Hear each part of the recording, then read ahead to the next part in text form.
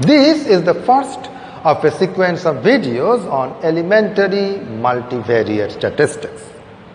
Multivariate statistics, that is statistics that deals with multiple variables simultaneously. This is in contrast with univariate statistics that deals with just one variable at a time. Now in statistics, univariate or multivariate, we work with variables. From a layman's viewpoint, a variable is like a measurement, say height, weight, blood pressure, or some observed quantity like amount of sales, or some trait like gender, smoking habit, etc. From a technical perspective, however, these are called random variables.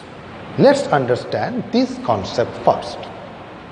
In statistics, we work with a population of individuals, like all people in a country, all possible weather conditions in a region. Typically, it is a huge set, sometimes even an infinite set. We shall call it capital omega. Now, for each individual in capital omega, we have some measurement. Like, if the individuals are patients, then blood pressure could be a measurement. This is basically a real valued function defined on the population. There is no randomness in this function. Now, we want to make inference about the behavior of the function over the entire population, which is too large to be enumerated completely. So, we draw a random sample of individuals from it. This is where the randomness enters the picture. If a typical selected individual is called little omega, then the corresponding variable value is x omega. This is a random quantity because this little omega has been chosen randomly. This entire setup is called a random variable.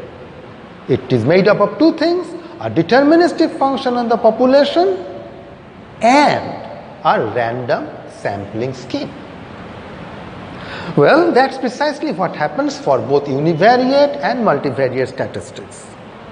The only difference is that in multivariate statistics, there are more than one function. So we have got x1 to xp. Now, sometimes we pack all these things into a single vector valued function. So when we pick an individual little omega at random, we get a random vector as the value, like height, weight, and blood pressure of a randomly selected patient, all bundled as a single triple.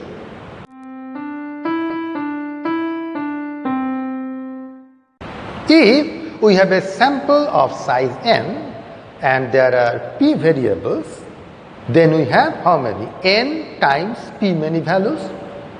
It is customary to arrange all these values as an n pi p matrix. That is, we have got n rows and p columns.